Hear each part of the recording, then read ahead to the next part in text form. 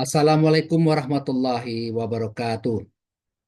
Rekan-rekan semua, pada video kali ini saya akan berbagi bagaimana cara pembuatan jurnal penyesuaian.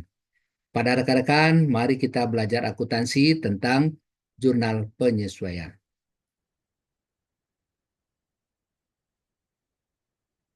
Silakan di subscribe, ya like, comment, and share.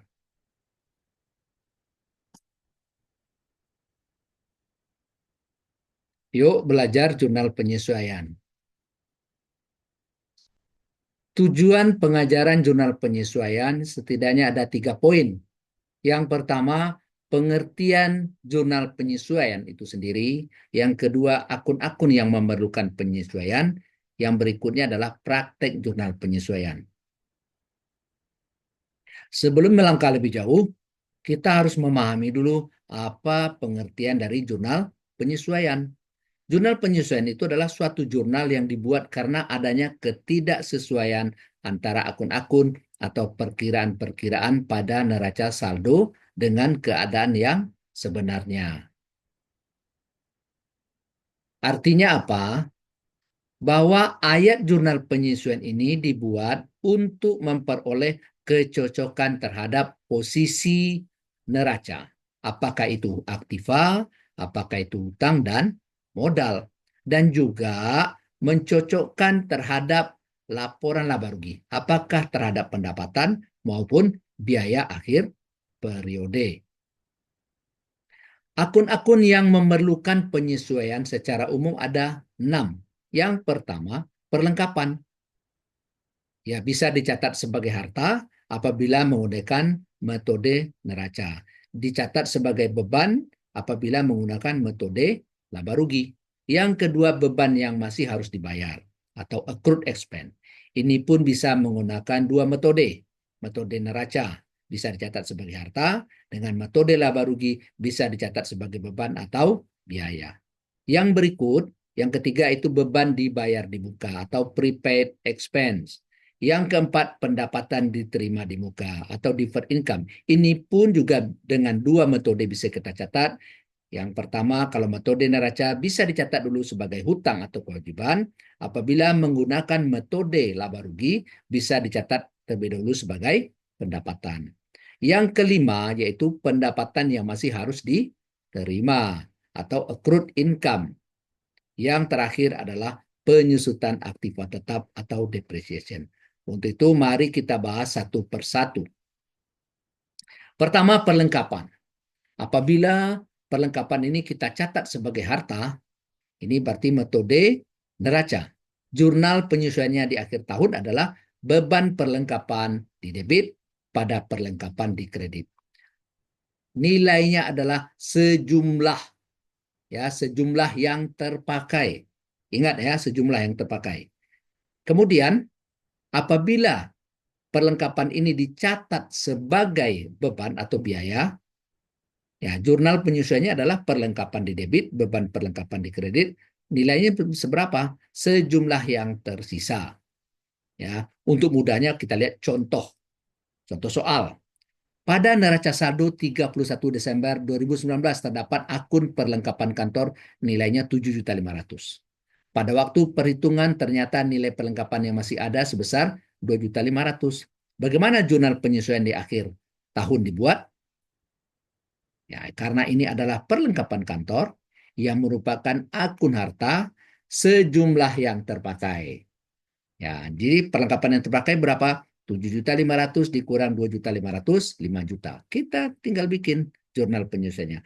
Beban perlengkapan kantor di debit 5 juta, di kredit perlengkapan kantor sebesar 5 juta. Contoh yang kedua, pada neraca per 31 Desember terdapat beban perlengkapan kantor. Berarti ini adalah akun apa ini? Akun laba rugi atau akun beban atau akun biaya.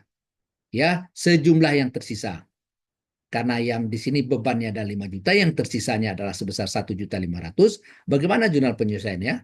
Tinggal dibikin jurnal penyesuaiannya. Di debit perlengkapan kantor 1.500.000, di kredit beban perlengkapan kantor sebesar 1.500.000. Ya, udah ya. Sudah dipahami? Kita lanjut. Beban dibayar di muka atau prepaid expense. Ini juga kita catat dengan dua metode. Bisa dicatat dengan dua metode. Kalau metode neraca dicatat sebagai harta, jurnalnya adalah beban titik-titik di debit pada titik-titik dibayar di muka. Seberapa besarnya? Sejumlah yang terpakai. Contoh sewa, beban sewa, beban iklan, beban asuransi. Jika dicatat sebagai beban, ini pasti metode laba rugi.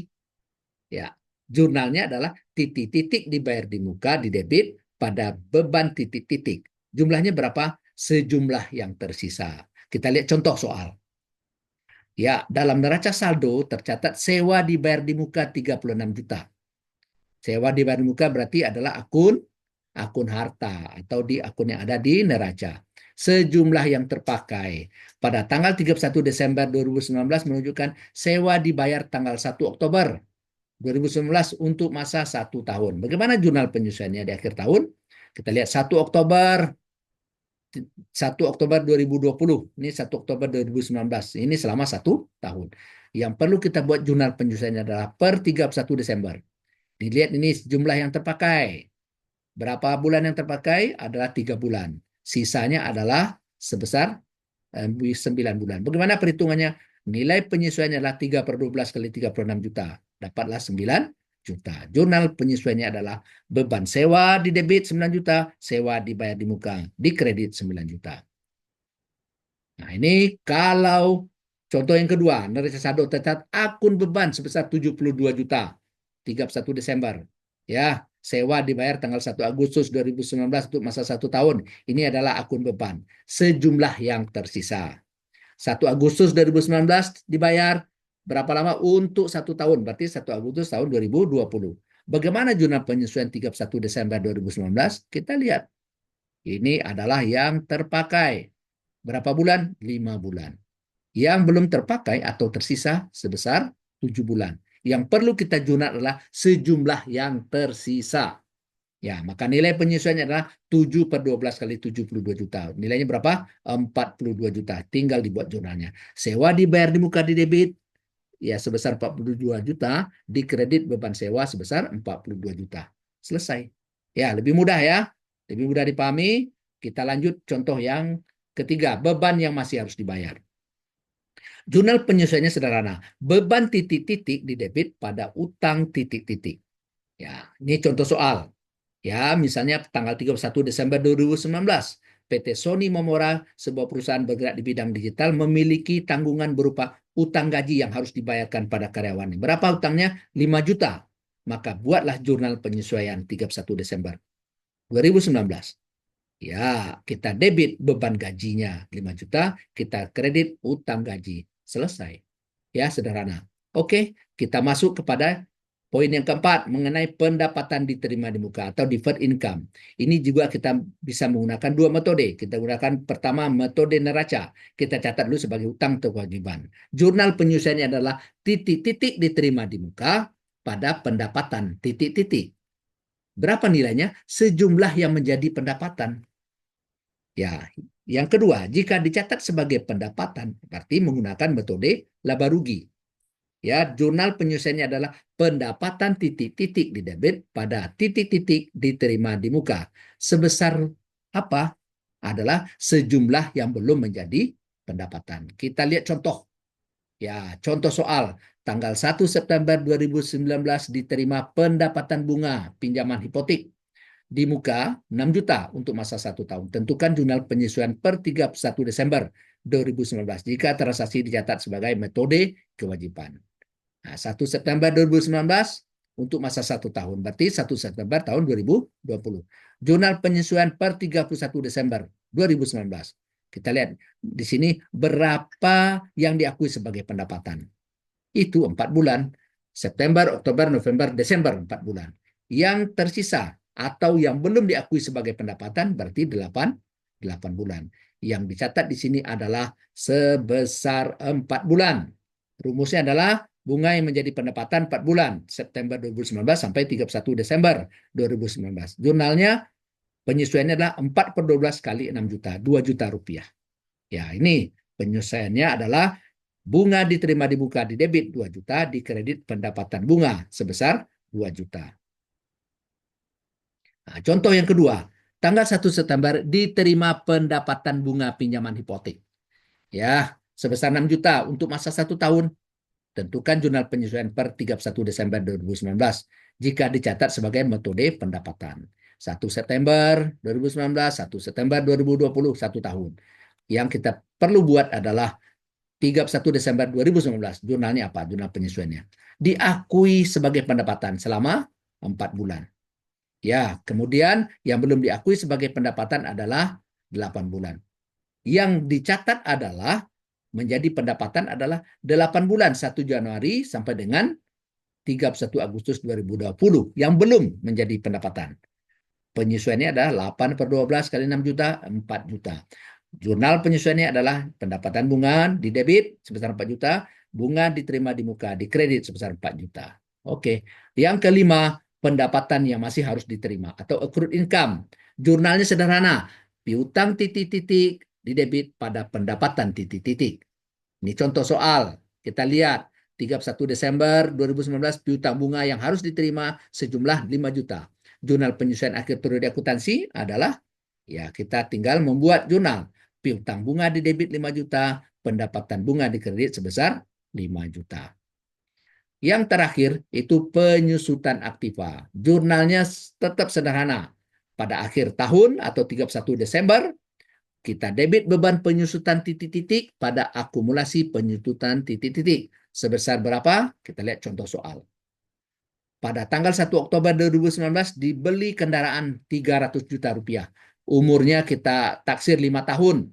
Nilai residunya 50 juta. Tentukan jurnal penyesuaian akhir tahun 2019 apabila penyusutan dihitung dengan metode garis lurus atau metode straight line method.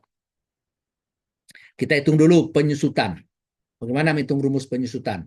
Penyusutan adalah harga perolehan dikurang nilai residu dibagi dengan umur ekonomis.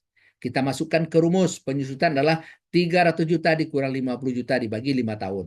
Berarti 250 juta dibagi 5 tahun, 50 juta per tahun. Penyusutan 31 Desember 2019, 3 per 12 dikali 50 juta, 12 juta 500. Tinggal buat jurnal penyusutannya. Kita lihat, beban penyusutan kendaraan di debit 12.500.000, di kredit akumulasi penyusutan kendaraan 12.500.000. Yaitu sekilas mengenai jurnal penyesuaian, kita bikin seringkas mungkin. Semoga materi ini bermanfaat untuk rekan-rekan semua. Silakan kalau ada komen dan lain-lain untuk perbaikan video berikutnya. Saya ucapkan terima kasih. Assalamualaikum warahmatullahi wabarakatuh.